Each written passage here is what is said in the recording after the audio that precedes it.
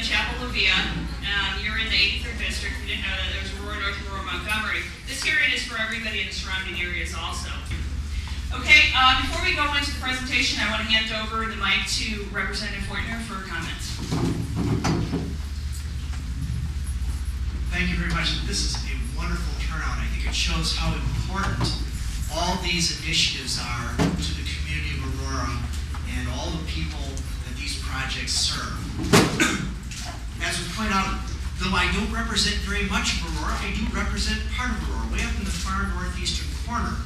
And before I was a member of the legislature, I was the mayor of the city of West Chicago, and I understand that to make a community good, you need to be good in all the parts of the community, from the downtown area to the farthest new subdivisions that go up.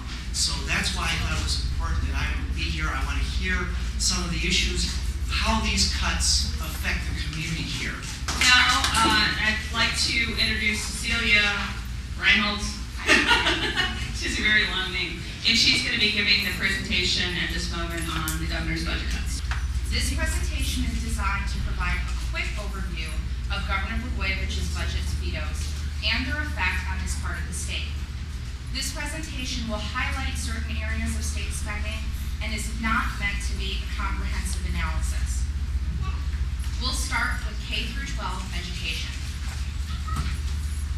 Non-public schools are an important component of the Illinois education system. Approximately 12.6% of Illinois students attend non-public schools. And many of these non-public schools and the students who attend them are in low-income communities. If all the students who attend non-public schools in Illinois were to instead enroll in public schools, it would cost the state an additional $1.2 billion to provide for their education. Non-public schools receive no general state aid or other general assistance from the state, but they are required to adhere to many of the same state and federal mandates as public schools. Public schools receive approximately $39 per pupil in order to defray these administrative costs each year, but non-public schools have, until this year, never received any support for these government mandates that they are forced to comply with despite their non-public status.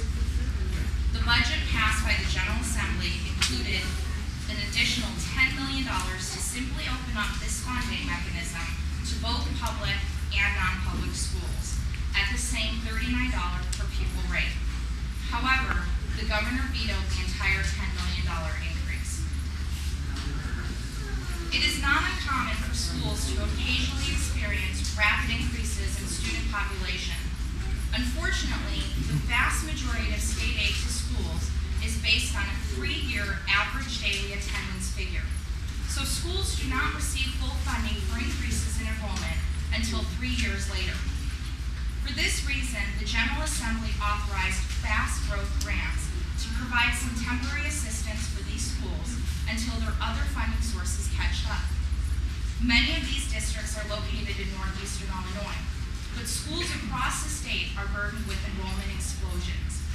Fast growth schools are located as far north as Winnebago County, as far south as Johnson County, as far west as Hancock County, and as far east as Vermilion County. The budget passed by the General Assembly included $15 million to go to these fastest growing school districts in the state. The governor slashed this item by half, which will result in the estimated awards being cut in half for each of these needy school districts. Although the governor included funding for arts and foreign language grants in his proposed budget this past spring, he flip-flopped and vetoed the entire program out of the budget after the General Assembly approved it. The arts are often the forgotten subject or extracurricular, taking a back seat to the core subjects in athletics. However, many students benefit tremendously from the availability of programs in the arts. These state grants provide the needed funds to make quality arts and foreign language programs feasible. In some cases, these art programs would not exist without the funding. Last year, 27 districts benefited from these grants. Because of the governor's veto, these districts and more will no longer be able to participate in the program. Parents of students may be eligible for reimbursement of transportation costs to and from school if they live more than 1.5 miles away from the school, or they live less than 1.5 miles from the school and a serious safety hazard exists, and if they have no access to school buses or reliable mass transit. As you can see, and probably of no surprise to you, the price of regular gas per gallon has steadily increased since 2004. At the same time, state funding for transportation reimbursements to parents has remained pretty much the same. It would be a reasonable estimate to guess that the average cost for a gallon of gas for this year would be about $2.80, continuing this upward trend. The General Assembly proposed increasing the parental transportation reimbursement funding level to catch up with the rising cost of gasoline. Instead, the governor decided to veto this line to a level even lower than last year's level of funding. The FY08 budget contained funding for after-school programs across the state. These programs are vitally important to many communities and families who rely on them to provide tutoring and mentoring outside of normal class time, provide a safe environment free of drugs and violence, and to provide supervision while parents are working. The governor eliminated $10 million in funding for after-school programs if the programs were requested by legislators who he felt were not helpful to his political agenda. However, he left alone the after-school programs requested by those legislators who he thought might aid his agenda.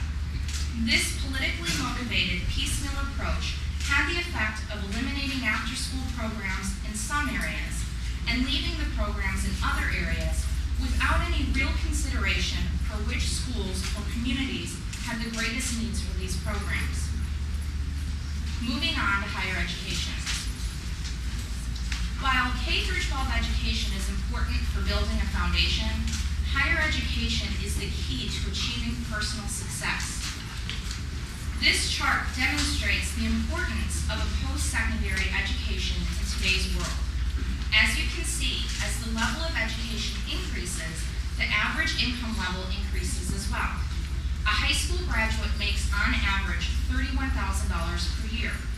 The average level of income nearly doubles for a person with a bachelor's degree and nearly doubles beyond that for a person with a professional degree.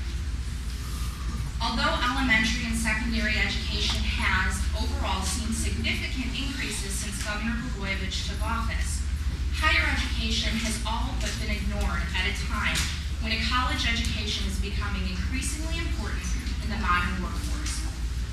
As you can see, during the Blagojevich administration, appropriations through K-12 education have steadily increased by more than $2 billion. However, funding for the state's higher education system has decreased by $200 million.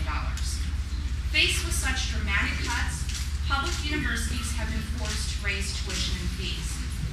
As you can see, average tuition and fees at state universities have more than doubled during the Blagojevich administration. Without state support, the burden falls to students and their families. Another of the governor's vetoes eliminated $9.5 million in state matching grants to institutions of higher education. These grants enabled the state to leverage an additional $112 million in federal funds for various public and private universities, including things like vaccine research, improved earthquake prevention and detection methods, advancements in agricultural technology, and advancements in the medical field. So this cut is much more than $9.5 million. This will reduce investments in public and private universities in our state by over $120 million.